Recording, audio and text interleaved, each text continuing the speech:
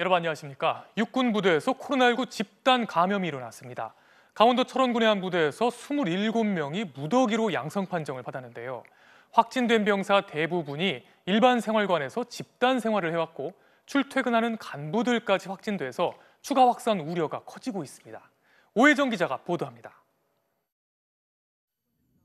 강원도 철원의 한 육군 부대에서 발생한 코로나19 집단 감염. 휴가를 다녀와 예방 차원에서 격리됐던 병사 1명에 이어 물품을 전달하려고 이 격리시설을 방문한 병사 2명이 추가로 확진됐습니다. 그런데 이후 부대에 대한 전수조사 결과 24명의 확진자가 무더기로 쏟아져 나왔습니다.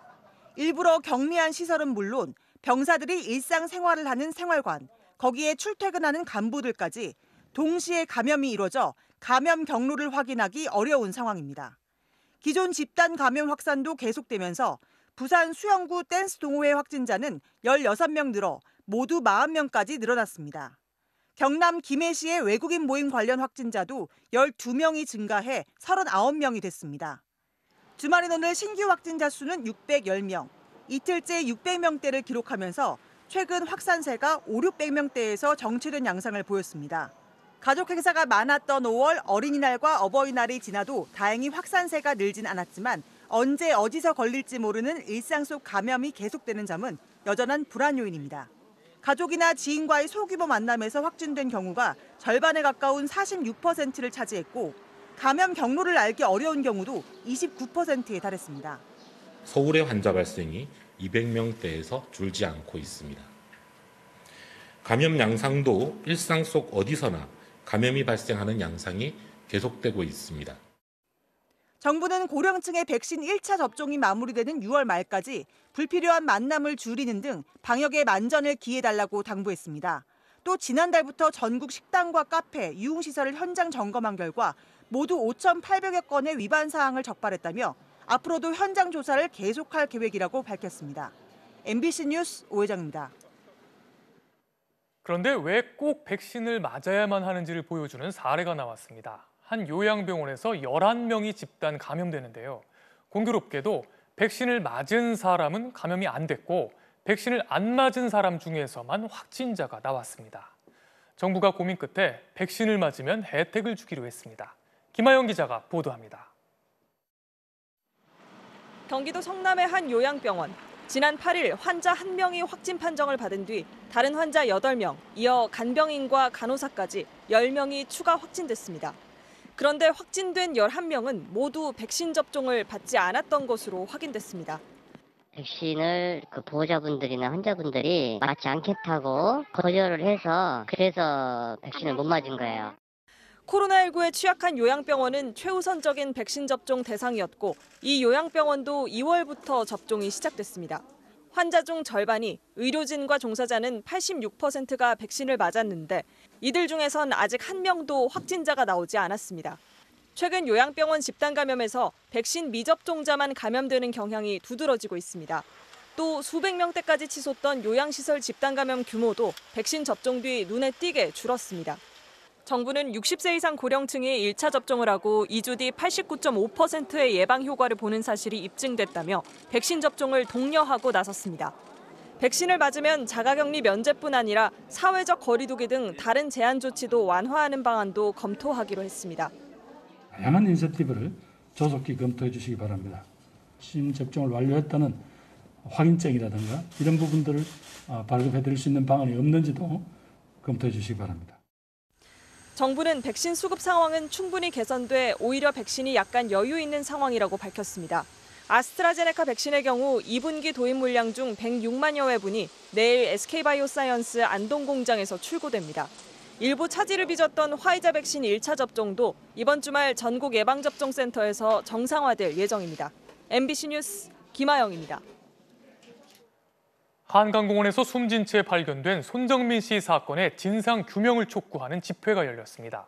오늘 빗속에서도 200명이 넘는 시민들이 한강공원에 모였는데요. 손정민 씨와 마지막까지 같이 있었던 친구의 입장도 공개됐습니다. 정혜인 기자가 취재했습니다. 고 손정민 씨가 실종됐다 발견된 한강공원 수상택시 승강장 인근. 거센 빗방울에도 200여 명의 시민들이 모였습니다.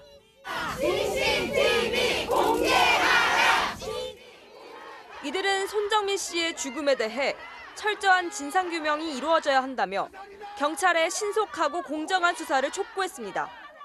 이렇게 국민적 관심사가 많은 거는 어느 정도는 공개해줘야 되고 부모로서 안타까운 마음에 온 시민들도 있습니다. 대학 3학년짜리 아들을 보냈기 때문에 그 부모님 만나서 손이라도 잡아주고 싶어서 제가 달려온 거예요, 빗길을. 손정민 씨와 함께 술을 마셨던 A씨 측의 입장이 어제 처음 방송을 통해 공개됐습니다. A씨 측 변호인은 어제 방송된 MBC 실화탐사대 제작진에게 지금은 고인을 추모하고 유족의 슬픔을 위로할 때라며 저희 입장을 해명하는 것은 유족에 대한 도리가 아니다라고 전해왔습니다. 또 억측이나 오해는 경찰 수사 결과가 나오면 해소될 것으로 믿는다며 그때까지 기다리며 애도하는 것이 의무라고 생각한다고 덧붙였습니다. 이에 대해 손 씨의 아버지는 허탈한 심경을 내비쳤습니다. 경찰 수사 결과에서 관련이 없다고 나오면 그걸로 끝나는 거다. 그렇게 생각하고 있으니까 대응을 할 필요가 없죠. 경찰은 사고 당시 한강공원을 출입한 차량들에 대한 블랙박스 분석을 이어가는 한편 손 씨의 아버지가 새롭게 요청한 사고 인근 지역 CCTV 등을 참고해 수사를 계속하고 있습니다. MBC 뉴스 정혜인입니다. 지난달 많은 사람 화나게 한 사건이죠. 주한 벨기에 대사 부인이 매장 직원의 뺨을 때리는 등 폭행한 일이 있었습니다. 당시 사과문도 뒤늦게 반말로 올리고 경찰 조사는 한 달이나 끌다 받았는데요. 결국 처벌을 받지 않게 됐습니다. 어떻게 된 건지 이면주 기자가 취재했습니다. 지난달 9일 서울 용산구의 한 옷가게 매장. 직원들의 뒤통수를 때리고 뺨을 때리는 등의 혐의로 입건된 벨기에 대사 부인 측이 면책특권을 유지하겠다는 의사를 경찰에 전달했습니다.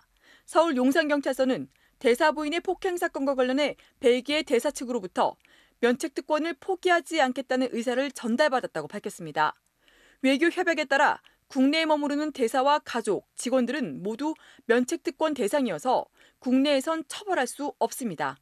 사건 이후 경찰의 소환 조사에 응하지 않았던 대사 부인은 뒤늦게 병원에 입원 중이라고 밝혀 비난을 받았습니다. 논란이 커지자 벨기에 대사관은 부인을 대신해 사과드린다며 퇴원하는 대로 경찰 조사에 성실히 협조하겠다고 밝힌 바 있습니다. 대사 부인은 퇴원한 지 2주가 지난 이번 달 6일에서야 경찰에 출석했고 지난 14일 면책특권을 유지하겠다는 공문을 보낸 것으로 확인됐습니다.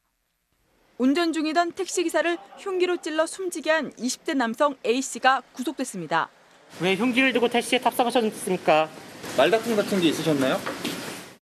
A씨는 지난 14일 밤 10시쯤 분당 미금역 인근을 달리던 택시 뒷자리에서 60대 택시기사에게 흉기를 휘둘러 살해한 혐의를 받고 있습니다. 지난달 24일 서울 용산구에서도 젊은 남성 승객이 갑자기 70대 택시기사의 목을 조르는 일이 발생했고 지난 5일 관악구에서도 도로 한복판에서 20대 승객이 60대 택시기사를 마구 폭행해 택시기사가 큰 부상을 입었습니다. 최근 이처럼 택시기사를 상대로 한 승객들의 범죄가 잇따르고 있어 현실적인 보호책 마련이 시급해 보입니다. MBC 뉴스 이면주입니다. 요즘 유튜브 보다 보면 가상화폐로 쉽게 돈을 벌게 해준다는 영상이 많습니다. 이거 보면 좀 혹하게 되는데요. 정말 조심하셔야겠습니다. 여기에 투자했다가 돈을 다 날린 피해자가 속출하고 있습니다. 임상재 기자의 보도입니다. 한 유튜브 채널 영상. 젊은 여성이 2억 원이 넘는 고급차를 몰고 등장합니다. 그러면서 가상화폐 투자로 돈을 벌었다며 통장 잔액을 보여줍니다. 지금까지 제가 8개월 동안 번 수익은 무려 25억이나 됩니다. 자신이 이용하는 가상화폐 거래소에선 8시간마다 0.5%의 이자를 준다는 것. 다른 여성들도 같은 거래소에서 같은 수법으로 큰 돈을 벌었다며 입금 방법까지 알려줍니다.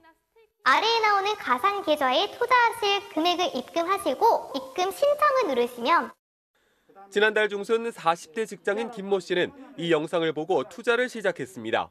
초반엔 꼬박꼬박 이자가 들어왔습니다. 처음부터 1,000만 원을 넣었어요. 처음에 넣고 붙는 게 눈에 보이잖아요. 500을 또 추가로 넣기 시작했는데 그런데 지난 10일 오후 사이트는 갑자기 접속이 되지 않았습니다. 피해자만 최소 1,000여 명, 피해액도 수백억 원에 달할 것으로 추정됩니다. 아파트 그 계약 잔금 치르려고 놨던 돈이었거든요. 열심히 모아가지고. 큰 돈을 벌었다고 자랑했던 유튜버는 아르바이트를 한 거라고 털어놨습니다. 실제 영상 속 계좌들에 찍힌 금액을 보니 뒷자리 숫자가 모두 같았습니다. 당일날 입금은 받았고요. 35만 원. 코인으로 요새 많이 버시는 분들 많잖아요. 가능한 일이라고 생각을 했고. 피해자들은 검찰에 고소장을 제출하는 한편 금융감독원에도 사건을 조사해달라는 민원을 넣었습니다. 그런데 해당 거래소 사이트는 폐쇄 이후 또 다른 가상화폐 거래소로 바뀌었습니다. 비슷한 피해가 또 발생할 수 있다는 겁니다. 가상화폐를 이용한 범죄 검거 건수는 지난 2018년 62건에서 지난해 337건으로 5.4배 급증했고 검거 인원도 같은 기간 4배 가까이 늘었습니다. 최근 유튜브에는 단기간에 큰 돈을 벌었다는 영상으로 투자자를 모으는 사이트가 급증하고 있어 반드시 주의가 필요합니다. MBC 뉴스 임상재입니다. 이스라엘과 팔레스타인 무장단체 하마스 간의 무력 충돌이 일주일째 이어지고 있는데요. 민간인 사망자가 늘어나고 있는 가운데 이스라엘군이 AP통신과 알자지라 등 외신 언론사가 입주한 건물을 공습해 무너뜨리는 일까지 벌어졌습니다.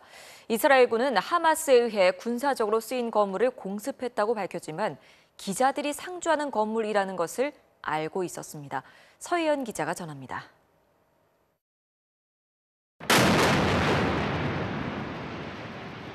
폭발음과 함께 가자지구 안에 있는 12층짜리 건물이 순식간에 무너져 내립니다. AP통신과 알자지라 등 언론사 사무실이 있는 곳입니다.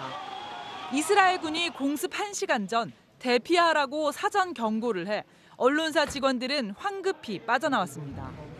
이스라엘 측은 건물 일부를 팔레스타인 무장단체 하마스가 사용했다고 주장했지만 Oh my god. Oh my god.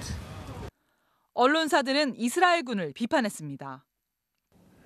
And we will work hard to continue to tell the world the important events of Gaza. Al Jazeera will not be silenced. We can guarantee you that right now. 극단적 봉쇄에 시달려 세계에서 가장 큰 난민촌이라 불리는 팔레스타인. 지난 10일 이후 계속되고 있는 이스라엘과의 교전으로 어린이 42명을 포함해 최소 153명이 숨졌습니다. 이스라엘군은 테러 집단만을 공격한다고 하지만 민간인 피해도 잇따르고 있습니다. أنا اتصلوا فيا ويعني قرأنا الأخبار وشفنا وإجينا كل العائلة متوفية مستشهدة الله يرحمهم يا رب. 이스라엘 사망자는 10명입니다. 조 바이든 미국 대통령이 양측 정상과 전화 통화를 하고 자제를 요청했지만 양측 모두 중단하지 않겠다는 입장입니다. And we will continue to respond forcefully until the security of our people is reinstated and restored. 줄곧 압도적인 화력으로 팔레스타인 지역을 초토화시키고 있는 이스라엘에 대해 세계 곳곳에서 비판의 목소리가 커지고 있습니다. 미국과 유럽, 중동 등의 주요 도시에서 팔레스타인을 지지하는 시위가 열렸는데 시위대들은 이스라엘 측의 공습은 전쟁이 아니라 학살 수준이라고 주장했습니다. MBC 뉴스 서혜연입니다. 지난 3월 미인 대회에서 국제사회에 도움을 요청하며 눈물을 보였던 한네이 씨를 기억하시나요? 이번엔 미스 유니버스에 출전한 미스 미얀마 투자 윈리 씨가 미얀마를 위해 기도해달라는 손팻말을 들고 다시 한번 도움을 요청했습니다. 쿠데타가 발생한 지 석 달이 훌쩍 넘었지만 미얀마 사태에 적극적으로 개입하는 국제사회의 움직임을 찾아보긴 힘듭니다. 김현경 기자입니다. 경쾌한 음악에 맞춰 화려한 전통 의상을 입고 무대 위를 걸어 나오는 여성. 그런데 손에 무엇인가를 들고 있습니다.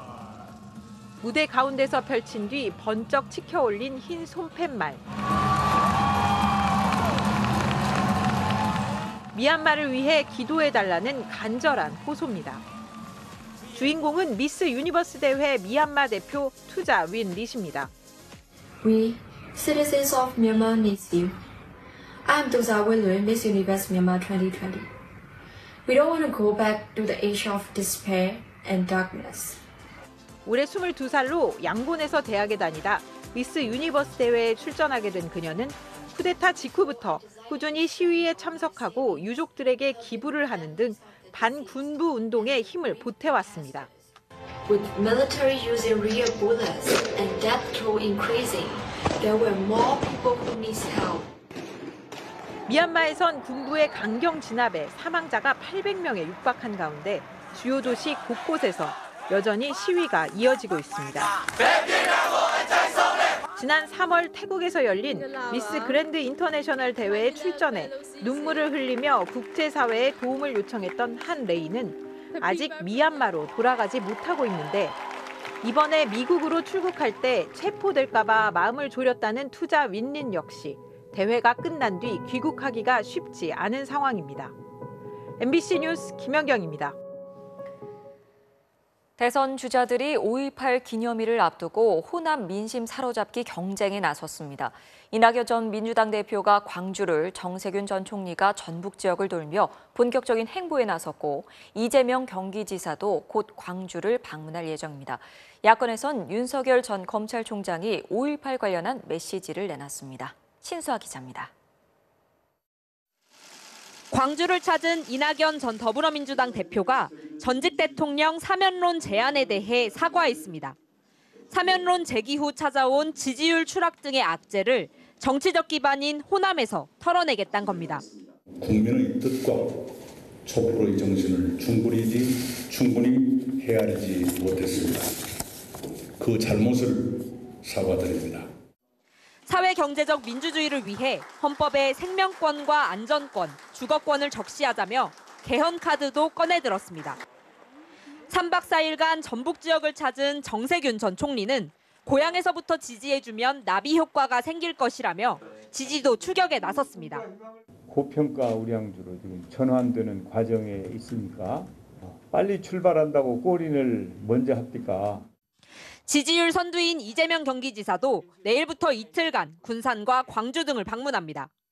지난 금요일엔 문재인 대통령의 후보 시절 연구 모임이었던 국민성장 인사들과 비공개 간담회를 갖는 등 호남, 친문으로의 확장에 주력하는 모습입니다. 자맹을 계속하고 있는 윤석열 전 검찰총장은 일부 언론과의 전화통화 방식으로 5.18 메시지를 공개했습니다. 자유민주주의 헌법 정신이 국민들 가슴속에 활활 타오르고 있음을 증명한 역사라며 어떤 형태의 독재와 전제 등 강력한 거부와 저항을 명령한 거라고 말했습니다. 또 이번 5.18 땐 아니지만 추후 광주를 방문할 계획이 있다고 밝혔습니다. 야권 주자 중에선 원희룡 제주지사가 가장 먼저 오늘 5.18 묘역을 참배했고 유승민 전 의원도 내일 광주를 방문합니다. MBC 뉴스 신수아입니다. 요즘은 차량과 스마트폰을 연결해 스마트폰에 설치된 앱들이 차에 있는 화면에 뜨면 앱을 그대로 실행해 사용할 수 있는데요. 구글의 안드로이드 오토라는 시스템 덕분입니다. 그런데 구글이 자사 앱 마켓 외에 다른 곳에서 다운받은 앱의 실행을 제한한 것으로 나타나 정부가 실태 파악에 나섰습니다. 보도에 이문현 기자입니다. 스마트폰과 차량을 연결하면 설치된 앱이 그대로 차량 화면에 뜹니다. 내비게이션도 음악도 자유롭게 사용할 수 있습니다. 스마트폰과 차량을 연결해주는 구글의 안드로이드 오토 시스템입니다. 하지만 똑같은 앱이라도 구글이 아닌 다른 회사의 앱마켓에서 다운로드받은 앱은 차량이 인식하지 못합니다. 왜 이럴까? 동일한 앱이어도 구글이 자사의 앱마켓인 플레이스토어에서 다운로드받은 경우에만 안드로이드 오토에서 작동하도록 막아놨기 때문입니다. 구글 측은 다른 회사의 앱마켓에서 설치한 앱은 안드로이드 오토에서 사용할 수 없다고 사용자들에게 공지하고 있습니다. 안드로이드 오토는 지난 2018년 이후 국내에서 생산된 현대, 기아, 르노, 삼성, 쌍용 등 대부분의 차량에 탑재되어 있습니다. 최종 이용자가 반드시 플레이스토어를 이용해야 되는 그런 이제 선택권을 제한받는 이제 문제도 있고 이용자 차별 이슈가 나타날 수 있습니다. 논란이 불거지자 방송통신위원회가 실태 파악에 나섰습니다. 방통위 관계자는 구글 측의 방침이 구글 이외의 앱마켓 사용자들에게 이용을 제한하는 행위인지 점검할 계획이고 법 위반 사항이 발견되면 정식 조사로 전환할 방침이라고 밝혔습니다. 앞서 구글은 이탈리아에서도 안드로이드 오토의 일부 앱이 호환되지 않도록 했다가 약 1,400억 원의 벌금을 맞기도 했습니다. 이에 대해 구글은 타사 앱마켓으로 설치한 앱은 안드로이드 오토와 제대로 호환되는지 여부를 알 수 없어 제한하는 것이라고 밝혔습니다. MBC 뉴스 이문현입니다. 정부와 한전이 경북 울진에서 경기도 가평까지 230km를 잇는 초고압 송전선로 건설을 추진하고 있는데요. 이 송전선로는 백두대간 보호구역, 특히 금강소나무 군락지를 지나가게 됩니다. 문제는 만일 산불이 난다면 진화 헬기가 접근할 수 없어 큰 피해가 발생할 수 있다는 겁니다. 김서연 기자가 취재했습니다. 거센 불길과 자욱한 연기가 산불 진화 헬기의 앞을 막아섭니다. 바로 앞에 장애물이 있어도 조종사들이 육안으로 식별하기 어려운 상황. 헬기의 가장 큰 장애물은 송전선로입니다. 철탑하고 철탑 사이에 이렇게 선이 있으면 안 보이거든요. 사실은 가까이 가야 보이지. 그러니까 더 위험하죠, 사실. 고압선 걸리면 대부분 사망이에요. 실제로 지난 2017년 강원도 산불 당시 고압 송전선에 걸린 진화 헬기가 불시착해 정비사 1명이 숨지기도 했습니다. 산업통상자원부와 한전은 경북 울진에서 경기도 가평까지 230km 구간에 초고압 송전선 설치를 추진하고 있습니다. 송전선로 첫 부분은 백두대간 보호지역을 관통하는데 경북 울진에서 봉화까지 53km 구간에는 금강소나무 군락지가 자리하고 있습니다.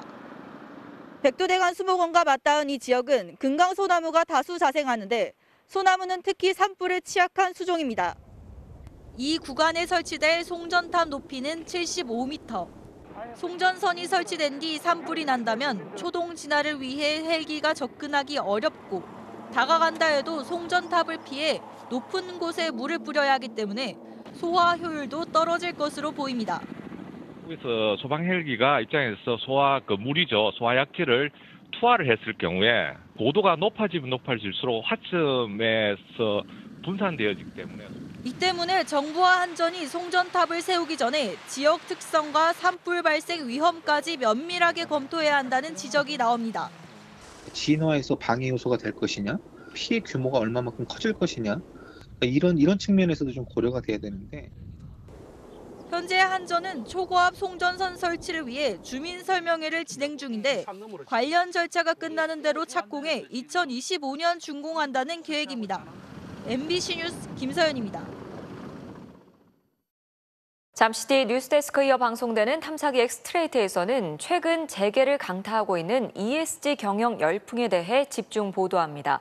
기업의 사회적 책임을 의미하는 ESG 경영을 우리 기업들이 앞다퉈 선언하면서도 구호에만 그치고 있는 실태, 또 ESG 열풍을 이용해 돈벌이에 나선 언론들을 고발합니다.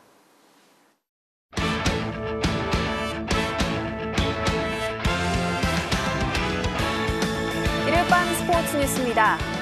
한국 수영에 떠오르는 간판 황선우 선수가 남자 자유형 200m 세계 주니어 신기록을 갈아치우면서 도쿄올림픽 출전권을 확보했습니다. 초반 50m를 24초 34에 통과한 황선우.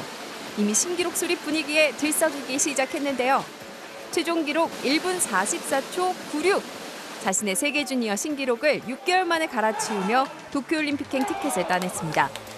닷새 뒤 만 18세가 되는 황선우에게는 올해가 주니어 기록을 작성할 마지막 해라서 더 의미가 컸는데요. 지난 리오올림픽 금메달 기록인 중국 순양의 1분 44초 65에는 0.31초 뒤지지만 6개월 만에 0.96초를 단축시켜 올 시즌 4위 기록을 작성했다는 점에서 올림픽 메달도 기대할 만합니다. 올림픽 메달이 꿈의 메달이 아닌 정말 도전할 수 있는 메달이라는 생각을 가지게 됐습니다. 2021년 도쿄올림픽에서 좋은 모습, 좋은 기록 보여드리겠습니다. 화이팅!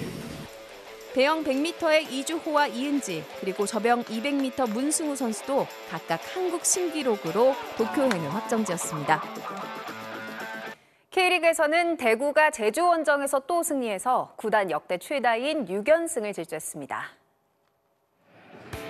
경기 시작 7분 만에 골이 터졌습니다. 황순민이 크로스 올린 걸 김진혁이 강력한 헤더골로 마무리했는데요. 골키퍼가 꼼짝할 수 없는 저돌적인 헤더였습니다. 대구는 비슷한 상황에서 또 헤더를 날렸는데 이번에는 제주 골키퍼 오승훈이 막아냈습니다. 후반에도 대구의 공세가 이어졌는데요. 역습 상황에서 세징야가 찔러준 패스를 정승원이 한 번 접고 추가골로 연결했습니다. 수비를 완전히 따돌리는 움직임부터 골키퍼의 예상을 깬 슈팅 방향까지 정말 기막힌 골이네요. 제주도 2분 만에 반격에 나섰습니다. 여름 선수가 때린 중거리 슛이 골키퍼 맞고 나오자 주민규가 침착하게 수비수를 따돌린 뒤 골망을 흔들었습니다. 하지만 더 이상의 반전은 없었고 대구는 2대1 승리를 거두면서 창단 최다인 6연승으로 4위를 유지했습니다.